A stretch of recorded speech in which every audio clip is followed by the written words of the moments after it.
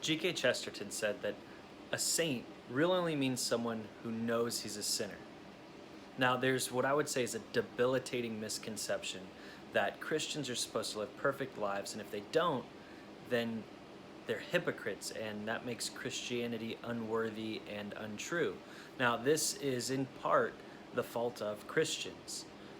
In some circumstances, when someone takes their broken, sinful life and turns it over to Christ and finds new life in Him, it can be very tempting to forget their sinful past and the very true reality of their sinful present and their sinful future. What do I mean by that? Well, if you've ever been on the receiving end of a scolding Christian's remarks, even if well-intentioned, right? Like there's a way to say things and there's a way to not say things. Like sometimes it can come across too harsh. If you've ever been on the receiving end of one of those harsh comments, then I want to say right now, I'm sorry, and I hope that you don't shut the door on the truth of Christianity because of that experience. Now, this is critical for everyone to know and for Christians to remember especially, that just because we're Christian does not mean we're perfect.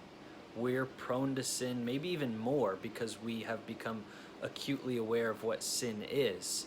And so just because we become Christian doesn't mean that, oh, now all of a sudden we're perfect and we have all the answers and this and that.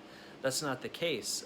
Pope Francis says that conversion, right, converting our life to Christ, is a daily battle. It's ongoing, because even with all of our commitment and all of our conviction in wanting to follow Christ, we fall short. We sin if not every day, almost every day, but probably multiple times every day. One of my favorite people to listen to is Bishop Robert Barron. He's the auxiliary bishop of Los Angeles and the founder of Word on Fire Ministry, so he's got a big online presence, big social media platform.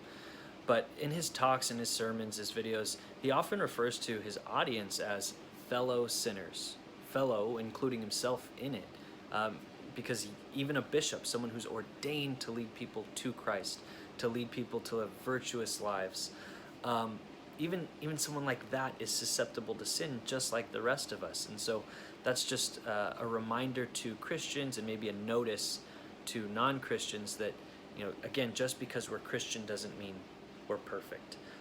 G.K. Chesterton wrote that a saint only means a man who knows he's a sinner. And Bishop Barron actually, in one of his writings, expounds on that, and he said, life isn't really about sinners and non-sinners, but rather sinners who know it and those who don't. Because we all sin. Again, it's not a matter of, sinners and non-sinners, and those who are not sinners are holier than thou, and those who do sin are terrible people. That's not it at all.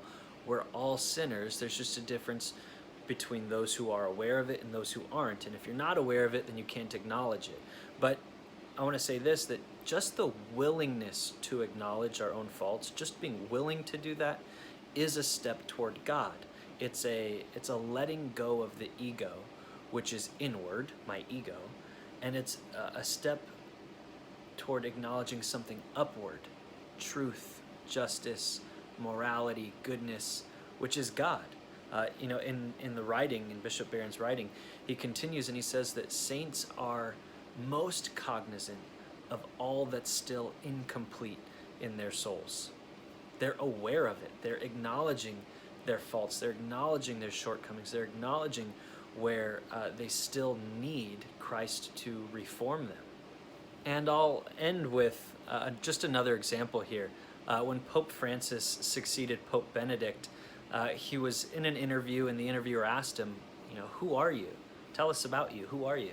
And Pope Francis's response was this: I'm a sinner. And I think we should just pause and think about that for a moment. Like, the leader of Christ's church on earth, the vicar of Christ, is so willing to acknowledge and declare his unholiness. The holiest people are readily willing to admit how unholy they are, and ironically, that's part of what makes them holier. Again, the saints recognize their imperfections and their brokenness, and they continue to rely on God to purify them. So, I guess I'll copy Bishop Barron here, fellow sinners. Let's imitate the saints and not lose sight of our imperfection and our own unholiness. Yes, we've,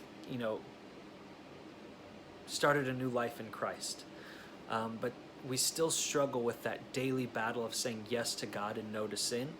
And so let's not lose sight of that. Let's continue like the saints do to rely on God to purify us. And so that can change and transform our actions and how we deal with others and build relationships with other people so that we can humbly share the truth, beauty, and goodness of the Catholic Christian faith for all to enjoy. I'm Dallas. Have a blessed day.